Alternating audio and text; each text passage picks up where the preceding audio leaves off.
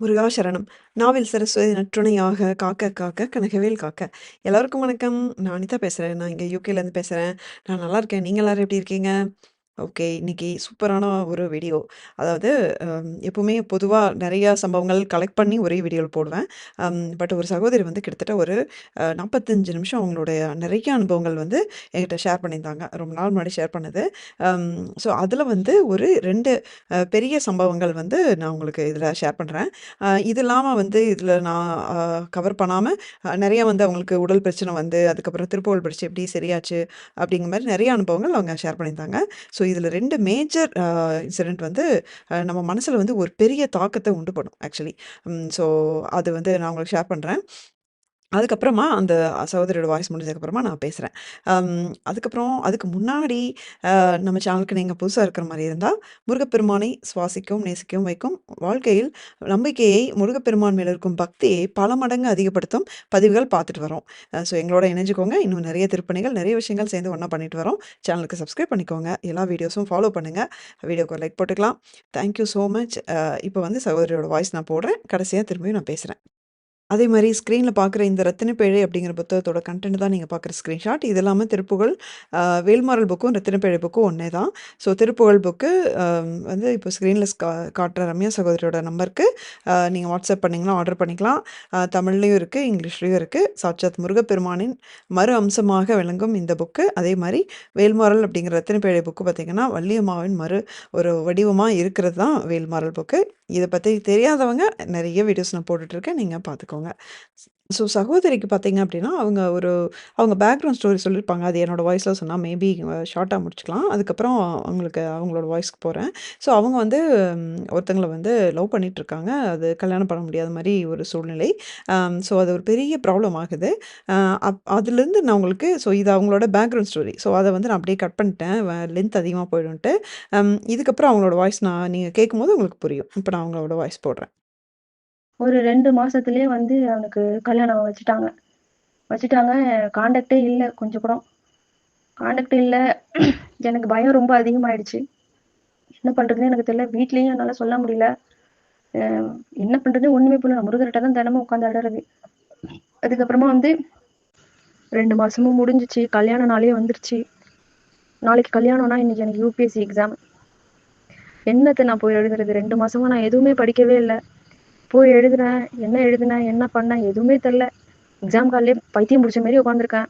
உட்காந்துட்டு அதோட வந்துட்டேன். வந்து நைட்டு ஃபுல்லா தூங்கவே இல்ல. விடியற வரைக்கும் முழிச்சுட்டே தான் இருக்கேன். அழுதுட்டே தான் இருக்கேன். வேண்டிட்டே தான் இருக்கேன். ஏதாவது பண்ணி அதிசயம் கடைசி நேரத்துல கூட நீ ஏதாவது அதிசயத்த பண்ணி நிறுத்திடுவ எனக்கு தெரியும். நான் அவ்வளவு நம்பிக்கையா இருக்கேன். அழுதுட்டே இருக்கேன். ஏதாவது பண்ணிடுவேன். ஆனா நான் வேண்டும்போது கூட அந்த கடைசி செகண்ட் வரைக்கும் வெயிட் பண்ணேன். கல்யாணம் முடிஞ்சிச்சுன்னு ஒருத்தவங்க சொன்னாங்க. அவ்வளவுதான். மொத்தமா முடிஞ்சிச்சு. உயிரே போயிடுச்சு அப்பவே. என்ன பண்றதுனே தெரியல.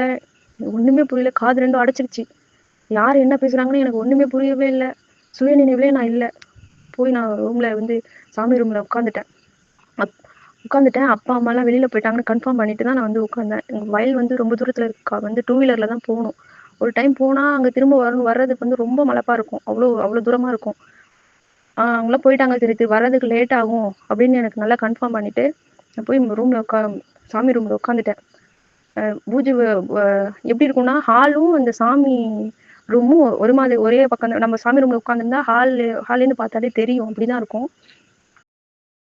நான் போய் உட்காந்துட்டேன். உட்காந்துட்டு ஒரு பேப்பரும் பேனாவும் எடுத்து அகல் விளக்க கொளுத்தி வச்சுட்டு அழுறேன். எழுத ஆரம்பிச்சிட்டேன். என்னோட சூசைட் லெட்டரே எழுத ஆரம்பிச்சிட்டேன். இதுக்கு மேல முடியாது என்னால அப்படின்ட்டு. எழுதிச்சுட்டு என்னோட சாவுக்கு யாரும் காரணம் இல்லை, என்னால படிக்க முடியல, ரொம்ப டிப்ரெஷனா இருக்கு, என்னால முடியலன்னு ஏதோ எடுத்துட்டேன். எழுதி படிச்சு வச்சுட்டு முருகர்ட்ட கேட்குறேன், நீங்க எதுக்கு இப்படி என்ன சோதிக்கிறேன்னு எனக்கு தெரியல. ஏன்னா தற்கொலை பண்ணிக்கிட்டா உங்ககிட்ட வர முடியாது, சாமி கிட்ட எல்லாம் போக முடியாது, நம்ம வந்து நரகத்துக்கு தான் போவோம்லாம் சொல்லி கேள்விப்பட்டிருக்கேன். எனக்கு அதனாலதான் நான் உன் பக்கத்துலயே வந்து உட்கார்ந்துக்கிட்டேன். நான் இப்போ வந்து நீ உண்மையிலே இருக்கிறது சத்தியம்னா, இப்போ நான் வந்து அப்பா வயலுக்கு பூச்சி மருந்து வாங்கி வச்சிருந்தாங்க. அதை எடுத்துட்டேன். அதை எடுத்துட்டு பக்கத்துல வச்சுக்கிட்டு, நீ இருக்கிறது சத்தியம்னா, நான் உண்மையிலேயே நான் இந்த பூமியில வாழணும்னு நீ விருப்பப்பட்டனா, எனக்காக ஏதாவது நீ திட்டங்கள் வச்சிருக்கேன்னா, நீ வந்து என்னை காப்பாத்து. இல்லைன்னா நான் இப்பவே செத்து போயிடுவேன். நான் இத குடிச்சு செத்து போயிடுவேன். யாரும் வந்து என்ன கூட்டிட்டு போக்கூடாது. நீ தான் வந்து என்ன கூட்டிட்டு போணும்." அப்படின்னு சொல்லிட்டு வாய் கிட்டக்க கொண்டு வந்துட்டேன். கதவெல்லாம் நான் சாத்திட்டு வந்து தான்க்கா உட்காந்து நான் வந்து நான் இத வேண்டிட்டு இருக்கேன். அப்படியே டபால்னு ஒரு சவுண்டு. கதவ தொறந்துட்டு வராங்க. யாருன்னு பார்த்தா அப்பா. இப்பதான் கொஞ்ச நேரத்துக்கு முன்னாடி போனாங்க தான். நான் கன்ஃபார்ம் பண்ணிட்டு தான் வந்து உட்கார்றேன். கண்டிப்பா அவங்க போனாங்கன்னா திரும்ப வர்றதுக்கு வாய்ப்பே இல்ல. அவங்க ஏன் அந்த டைம்ல வந்தாங்கன்னு எனக்கு தெரியவே இல்ல. வந்து நான் மாத்திரைய வச்சுட்டு போயிட்டேன். அதனால தான் எடுக்க வந்தேன் அப்படிங்கிறாங்க. மாத்திரை வச்சுட்டு அவங்க அப்படிலாம் வரவே மாட்டாங்க. ஏன்னா தூரமா இருக்கு. போயிட்டு வர்றதுக்கு வந்து ரொம்ப மலைப்பா இருக்கும். அதனால வர்றதுக்கு கொஞ்சம் நம்ம வந்து கஷ்டமா தான் இருக்கும். அப்படி இருக்கவங்க போயிட்டு உடனே வந்துட்டாங்க. கரெக்டா பாய் கிட்ட கொண்டு போற நேரத்துல வந்துட்டாங்க. எனக்கு ஒண்ணுமே சொல்ல முடியல. தேடுறாங்க. சரி போவாங்கன்னு பாக்குறேன், போகவே மாட்றாங்க. நான் போக மாட்றாங்க. என்னையும் கூப்பிடுறாங்க. வந்து எங்க இருக்குன்னு பாருப்பா அப்படின்னு சொல்றாங்க. நான் வந்து போய் தேடுறேன். கிடைக்கவே இல்ல. ஒரு 10 நிமிஷம் ஆச்சு, 1/4 மணி நேரம் ஆச்சு, 1/2 மணி நேரம் ஆயிடுச்சு. 1/2 மணி நேரம் ஆனா அவங்க தேடுறதுக்குள்ள நான் பார்த்துட்டே இருக்கேன். அப்பாவை பாக்குறேன், எல்லாத்தையும் பாக்குறேன். அப்புறமா 1/2 மணி நேரம் கழிச்சு தான் கிடைக்குது. கிடைச்சதும் சரிப்பா இரு, நான் போயிட்டு வரேன் அப்படின்ட்டு போறாங்க. அதுக்கப்புறம் எனக்கு வந்து மனநிலையே மாறிடுச்சு.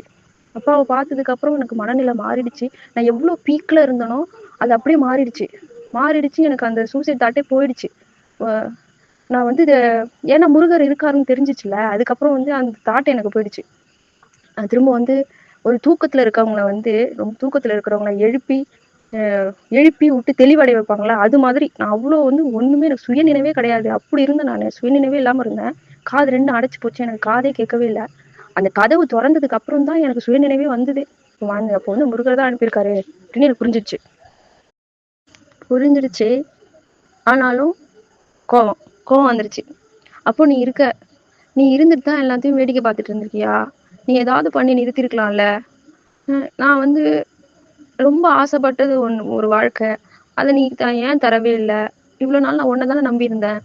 நீ ஏன் அப்படி அமைதியாவே இருந்துட்ட? எதுவுமே சொல்லவே இல்லையே. இது உனக்கு வேணாம், வேணும், ஏதாவது சொல்லிருக்கலாம்ல. ஒண்ணு கூட சொல்லவே இல்லை. நீ அமைதியாவே இருந்துட்டியேன்ட்டு கோவம் வந்துச்சுன்னா நான் சண்டைலாம் எதுவும் போடவே இல்லை. அதுக்கப்புறம் நான் அதுக்கப்புறம் எதுவுமே கேட்கறதே இல்லை. அப்படியே விட்டேன். ஆனா நீ இருக்கிறது உண்மை, அது மட்டும் எனக்கு தெரியும். நான் எதுவுமே கேட்கறது இல்லை, பேசுறதும் இல்லை. எங்கேயாவது சாமி முருகரை பார்த்தா கூட நான் எதுவும் கேட்கவும் மாட்டேன், கும்பிடவும் மாட்டேன். கோயிலுக்கு போனாலும் நான் எதுவும் கும்பிடுறது இல்லை. ஒரு மாதிரி விரக்தி ஆயிடுச்சு. ஆனா பார்ப்பேன், உத்து பார்ப்பேன், நல்லா பார்ப்பேன். முகத்தை மட்டும் கொஞ்ச நேரம் நின்று அப்படியே பார்த்துட்டு வந்துருவேன். எதுவுமே கேட்க மாட்டேன், கேட்கவும் மாட்டேன், வேண்டவும் மாட்டேன், எதுவுமே சொல்ல மாட்டேன். முருகான்னு கூட சொல்ல மாட்டேன். முருகானா ஆனா என்னையே தவறி, ஏன்னா எனக்கு சின்ன வயசுல இருந்தே பழக்கம். அதனால அது வந்து வாய் தவறி வந்துரும். வாய் தவறின்னு சொல்லக்கூடாது, அது வந்துரும். முருகான் தான் வரும். ஆனா சுதாரிச்சுட்டு நான் சொல்ல மாட்டேன் அப்படின்ட்டு வாயை முடிப்பேன். அது மாதிரி ரொம்ப அப்படி இருக்கும்போது ஒரு 6 மாசம் கழிஞ்சிச்சு. 6 மாசம் கழிச்சு அத்தை மாமாவும் கூப்பிடுறாங்க, பழனி போலாம் வா அப்படின்ட்டு. நான் இவ்வளவு நாள் கோவமா தானே இருந்தேன். நான் என்ன சொல்லியிருக்கணும்? நான் வரமாட்டேன், நான் அவரெல்லாம் பார்க்க வரமாட்டேன் அப்படித்தானே சொல்லியிருக்கணும். நான் அப்படி சொல்லவே இல்லைக்கா. எனக்கு அப்படி ஒரு ஏக்கம். நான் போய் பார்த்தே ஆகணும், எனக்கு பார்த்தா போதும் அப்படிங்கிற ஒரு ஏக்கம் வந்துருச்சு. ஏன்னே தெரியல, எங்கிருந்து தான் இப்படி வந்ததுன்னே எனக்கு தெரியல. எப்படி நான் ஒட்டுனேன்னு எனக்கு தெரியவே இல்லை. அவ்வளோ ஒரு ஏக்கம் வந்துருச்சு. நான் பார்த்தே ஆகணும், எனக்கு வேற எதுவுமே வேண்டாம், நான் போய் இப்போ முருகரை பார்த்தே ஆகணும் அப்படிங்கிற ஒரு மனநிலை திடீர்னு உருவாகுது. ஏன் எனக்கு புரியவே இல்லை ஒண்ணுமே. என்னை வந்து அந்த பக்கமாவே கூட்டிட்டு போயிட்டாங்க. எப்படிடா பாக்குறது, தெரியுமா தெரியாதாங்கிறே போறேன். கரெக்டா அவரோட முகம் மட்டும்தான் எனக்கு தெரியுது. இவ்வளவு நாள் நான் ஒரு முகத்தை மட்டும் தானே பார்த்துட்டு இருப்பேன். முகத்தை மட்டும் பார்த்துட்டு எதுவுமே கேட்காம வருவேன்ல, அதே மாதிரி முகம் மட்டும் தான் எனக்கு தெரியுது. வேற எதுவுமே தெரியவே இல்லை. கீழே உடம்பு எதுவுமே தெரியல. முகம் மட்டும்தான் தெரியுது. அந்த கிரீடம் மட்டும்தான் தெரியுது. பார்த்துட்டு எனக்கு அழுக வந்துருச்சு.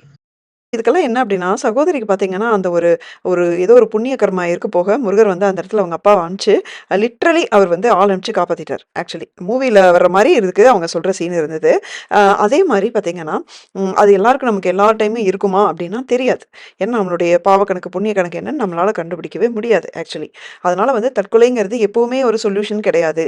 அதனால வந்து நம்ம முருகர் இருக்காரு, நமக்கு வந்து முருகர் கேட்கும்போதெல்லாம் பூ குடுக்குறாரு, சீட்டு போட்டு கேட்டா கரெக்ட்டா பதில் சொல்றாரு, திருப்புகழ்ல பதில் சொல்றாரு அப்படின்னு சொல்லிட்டு, நீங்க முருகர் வந்து காப்பாத்துவாரு அப்படின்னு, இந்த மாரி தற்கொலை முயற்சி எல்லாம் வந்து அது கனவுல கூட நெனச்சிடாதீங்க. ஏன்னா நம்ம வந்து நம்மளுடைய கர்ம வினைகள கழிக்கிறதுக்கு தான் இத எடுத்திருக்கோம். அத வந்து குறைக்கிறக்கு தான் முருகர் காலடி பிடிக்கணுமே தவிர, இந்த வாழ்க்கைய வந்து அழிச்சுக்கிறதுக்கு கிடையாது. இது அதுக்கான ஒரு பிறவி நம்ம எடுக்கல. தற்கொலை எப்பவுமே வந்து அது ஒரு முடிவே ஆகாது. மிக மிக தவறான செயல் அப்படிங்கிறத இங்க ஒரு தடவ ரெஜிஸ்டர் பண்ணிக்கிறேன். இதுக்கப்புறம் சகோதரி அவங்களோட ஹெல்த்ல என்னென்ன பிரச்சனை வந்ததுன்னு சொல்லியிருப்பாங்க. எல்லாம் பெரிய, பெரிய பிரச்சனை. சின்ன பொண்ணு. ஆனா பெரிய, பெரிய பிரச்சனை. அது வந்து எப்படி திருப்புகழ் படிச்சு எல்லாம் படிப்படியா குறைஞ்சது அப்படின்னு சொல்லியிருப்பாங்க. அதெல்லாம் இங்க வந்து நான் ஸ்கிப் பண்ணிக்கிறேன். வீடியோ லென்த் காரணமா. பட் இருமலரோக அதாவது நம்ம திருப்புகழ் புத்தகத்துல நோய்களுக்கான திருப்புகழ் இருக்குல்ல, அதெல்லாம் படிச்சு அவங்களுக்கு பெரிய, பெரிய வியாதிகள்லாம் படிக்க, படிக்க வந்து அவங்களுக்கு குறைஞ்சு சரியாயிருக்கும் ஆக்சுவலி. இப்போ திருப்பியும் நான் வந்து கன்டின்யூ பண்றேன் உங்களோட வாய்ஸ. அது வந்து இன்னும் கொஞ்சம் வலி அதிகமானோனே நான் வந்து, "என்ன முருகா நீ என்ன எப்படி கூப்பிட்டாலும் நீங்க வந்து எப்படி கூப்பிட்டாலும் உங்களுக்கு கேட்குதா கேட்கலையான்னு கூட எனக்கு தெரியல. நான் என்னோட குரல்லாம் உங்களுக்கு கேட்குதா கேட்கலையா? எனக்கு ஒண்ணுமே தெரியலையே முருகா" அப்படின்னு சொல்லிட்டு வேல்மாறல் படிச்சு முடிச்சதுக்கு அப்புறமா போய் கேட்கிறேன். தெரியலையே ஒண்ணுமே அப்படின்னு சொல்லிட்டு திடீர்னு உங்க சண்முக கவசம் எனக்கு வந்து ஞாபகம் வருது.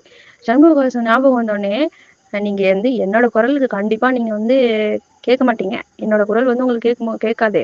ஆனா அனிதா அக்காவோட குரல் வந்து உங்களுக்கு கண்டிப்பா கேட்கும். அதை கேட்டீங்கன்னா நீங்க கண்டிப்பா வருவீங்கன்னு எனக்கு தெரியும். நான் இப்ப போடுறேன் பாருங்க அப்படி சொல்லிட்டு யூடியூப்பை திறந்து உங்க சண்முக கவசம் நீங்க பாராயணம் பண்ணீங்கல்ல, அதை நான் ஆன் பண்ணி சவுண்ட் வச்சு கேட்டேன். அங்கே பூஜை அறையில உட்காந்துட்டு கேட்டேன். ஏன்னா ஃபர்ஸ்ட் டைம் படிக்கிறதுனால எனக்கு ஒன்றும் நான் தப்பு தப்பா தான் படிச்சேன். எனக்கு எனக்கு அந்த அளவுக்கு வரல. இருந்தாலும் இருந்தாலும் நான் கொஞ்சம் சவுண்டு கம்மியாகவும் உங்க சவுண்ட் அதிகமா கேட்குற மாதிரியும் வச்சு படிச்சேன். படிச்சு முடிச்சிட்டேன். முடிச்சுட்டு அப்புறமா அந்த பூஜை எல்லாம் முடிச்சுட்டு வந்துட்டு நான் அன்னைக்கு எதிர்பார்த்தேன். எப்படியும் அனிதா அக்காவோட குரலை கேட்டா வருவாங்க, கனவுல வருவாங்க அப்படின்னு நினைச்சேன். ஆனா அன்னைக்கு நைட்டு வரவே இல்லை. வரவே இல்லை. என்ன விட்டுட்டேன் நானு. விட்டுட்டா மறுநாள் காலையிலேயே அம்மாவுக்கு எனக்கும் ஒரு சண்டை வந்துருச்சு. சண்டை வந்தோடனே சும்மா சண்டை தான், சின்ன சண்டையே ஆரம்பிச்சிச்சு. அப்படியே எனக்கு கோவம் அதிகமா வந்துருச்சு. நான் அன்னைக்கு சாப்பிடவே இல்லை. 8 மணி இருக்கும். 8 மணிக்கே படுத்துட்டேன்.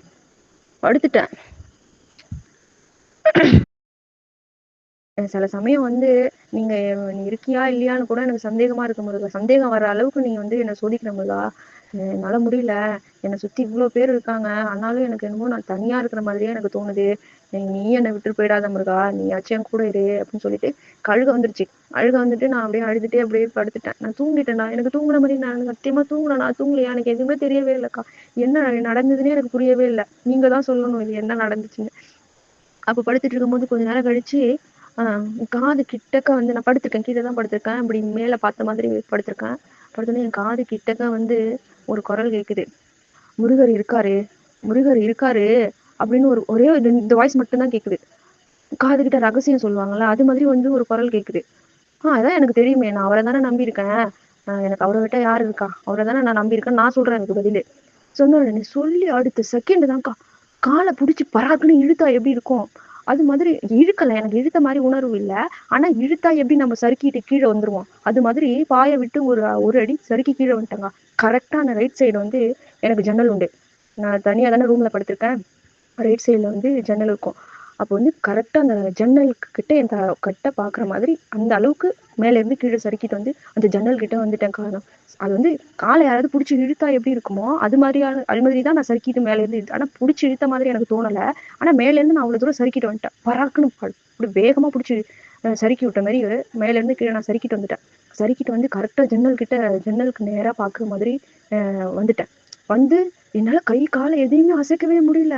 உடம்புல வந்து கரண்ட் ஷாக்கு கொடுத்தா எப்படி உடம்பு வந்து அப்படியே துடிக்கும். கை கால்லாம் துடிக்கும்ல, அது மாதிரி துடிக்குது. என் உடம்பே துடிக்குது. என்னால கட்டுப்படுத்தவே முடியல. கை காலை தூக்கவும் முடியல.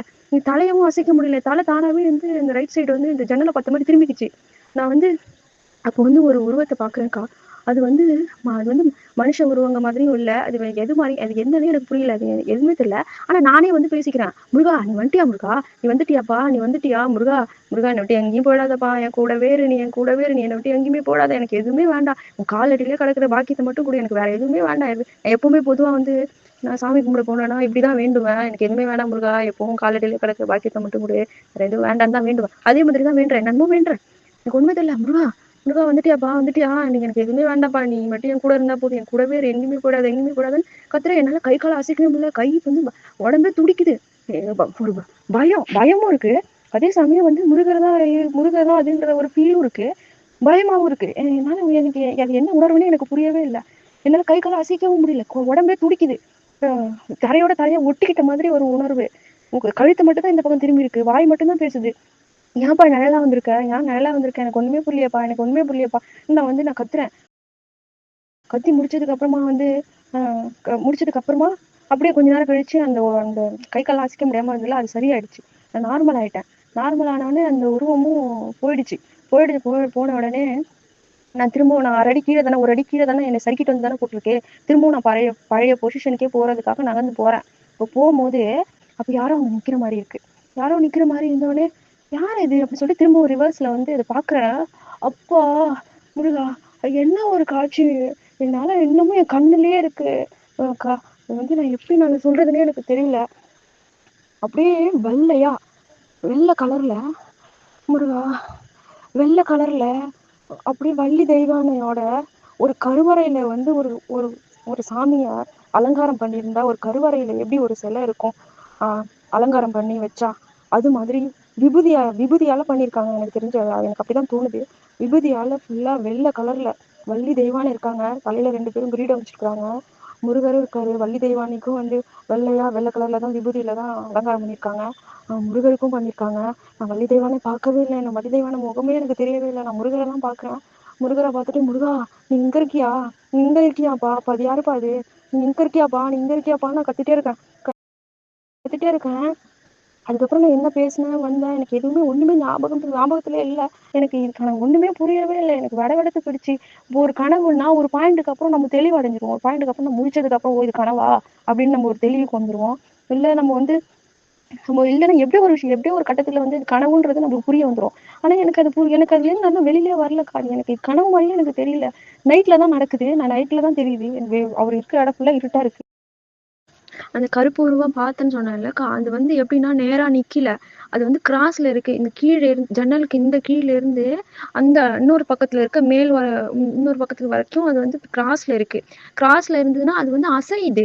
மேலேயும் கீழயும் அசையுது. மேலே இருந்து கீழுக்கு மேலேக்கும் இப்படி ஆட்டி ஆட்டி மேலேயும் கீழயும் அசையுது. எனக்கு புரியவே இல்ல. அது என்னன்னா ஏன்னா அது ஒரு ஒரு சிலை மாரியும் தெரியல. அது ஒரு மனுஷங்க மாரியும் இல்ல. ஆனா இது ஏதோ ஒரு உருவம் இருக்குன்னு மட்டும் ஒரு உருவம் இருக்கு. ஏதோ ஒண்ணு அங்க இருக்கு. அது மட்டும் தெரியுது. அ அ நீளமா இருக்கு. வேற என்னக்கா இருக்கு? முருகர பாத்துட்டேன். நான் எவ்ளோ நாள் தெரியுமாக்கா நான் வேண்டிட்டு படுத்திருக்கேன்.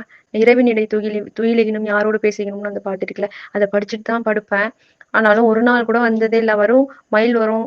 அ அவ ஏதேதோ வரும். நான் அப்படியே அரண்டுட்டேன்க்கா நானுக்கா. உண்மையிலேயே உங்க வாய்ஸுக்கு அப்படி ஒரு பவர் இருக்கு. முருகர் அத செவிசாய்ச்சு கேட்கிறாரு. நீங்க வந்து இந்த பணிய வந்து இன்னும் தொடரணும்க்கா. உங்களால தான் என் வாழ்க்கையில முருகர உணர்ற பாக்கியம் எனக்கு கிடைச்சுச்சு. நான் அதுக்கு வந்து ரொம்ப கடமைப்பட்டுருக்கேன். ரொம்ப நன்றிக்கா. ஸோ என்ன சொல்றது அப்படின்னு தெரியல. ஸோ இது வந்து கனவு கிடையாது. கட்டாயம் வந்து கனவு கிடையாது. இவ்ளோ தெளிவா வந்து எந்த ஒரு கனவும் ஞாபகம் இருக்காது. இன்னொன்னு நம்ம ரியலா வந்து விண்டோல பார்த்துருக்காங்க. அம் என்னன்னா, இதுக்கு முன்னாடி நான் முருகப்பெருமானை நேரில் பார்த்த ஒரு ஒரு 2, 3 அனுபவங்கள் நான் கேள்விப்பட்டுருக்கேன். சகோதரி சொன்ன மாரி தான் இருக்கும். அது நம்மளுடைய ஐம்புலன்களும் அப்படியே கட்டு போட்ட மாரி இருக்கும். அதாவது ஐ மீன் கட்டி போட்ட மாரி ஆ பேச முடியாது, எதுவுமே உணர முடியாது, கை கால் அசைக்க முடியாது. இது மாரி தான் எல்லாருமே இதுவரைக்கும் சொல்லியிருக்காங்க ஆக்சுவலி. அம் அந்த இடத்துல வந்து முருகப்பெருமான் வந்து அவர் நினைச்சா பேசுவாரு. அது நமக்கு கேட்கும். ஆனா நம்மளால எதுவும் பேச முடியாது. ஸோ இது மாரி அனுபவங்கள் கேட்டுருக்கேன். அம் லிட்டரலி நேருக்கு நேர் முருகர் பார்த்த அனுபவங்கள் நான் கேள்விப்பட்டுருக்கேன். அந்த மாரி தான் சகோதரி சொல்றது. ஆ ஸோ மேபி அவங்க வந்து ஃபர்ஸ்ட்டு ஒரு நிழல் உருவமா தெரிஞ்சதுக்கு, "ஏன்பா இப்படி வந்த?" அப்படின்னு கேட்டதுக்காக மேபி மிக அழகாக கருவறையில இருக்கிற மாரி வள்ளி தெய்வானையோட அலங்காரத்தோட ஒரு தோற்றமா அவர் காட்சி குடுத்துருக்கலாம் அப்படின்னு எனக்கு தோணுச்சு. சகோதரி வந்து பயந்து போய் கேட்டதுனால. அதே மாரி இன்னொருத்தவங்களுக்கும் இதே மாரி நிழல் உருவமா காட்டியிருக்காரு. ஆ அதுக்கு வந்து திருப்புகழ் புத்தகத்துடைய பதிலும் சொல்லியிருக்காரு ஆக்சுவலி. ஸோ இது மிகப்பெரிய ஒரு கொடுப்பினை. அவங்களுக்கு கண்டிப்பா அந்த பிராப்தம் இருந்திருக்கு. அம் என்ன சொல்றதுன்னு தெரியல. நமக்கும் ஒரு நாள் வந்து சகோதரி பார்த்தீங்கன்னா, டெய்லியும் நைட்டு திருப்புகழ் படிச்சுட்டு, முருகர பார்க்கணும்னு நெனச்சுட்டு தூங்குவாங்க. டெய்லியுமே அத செய்றாங்க ஆக்சுவலி. ஸோ அது மாரி நமக்கு ஒரு பிராப்தம் இருக்கு அப்டின்னா, கண்டிப்பா நமக்கும் இது நடக்கும். ஸோ நம்ம சின்சியரா முருகா உன்ன பார்க்கணும் அப்டின்னா, அ அவரு வந்து இது மாரி நெறைய பேருக்கு வந்து இது மாரி காட்சிகள் குடுத்துருக்காரு. அதனால தான் கண்கண்ட தெய்வம் அப்படின்னு சொல்றதுக்கு காரணம் அதான். இதுதான் கண்கண்ட தெய்வம் அப்படிங்கிறது. ஸோ கண்டிப்பா உங்களுக்கு இந்த வீடியோ பிடிச்சிருக்குன்னு நெனைக்கிறேன். இந்த மாரி அனுபவங்கள் இருந்தா கண்டிப்பா நீங்க கமெண்ட்ஸ்ல வந்து ஷேர் பண்ணுங்க. இத பத்தி என்ன நெனைக்கிறீங்க அப்படின்ட்டு கமெண்ட்ல சொல்லுங்க. அடுத்த வீடியோல பார்க்குற வரைக்கும் முருகா சரணம்.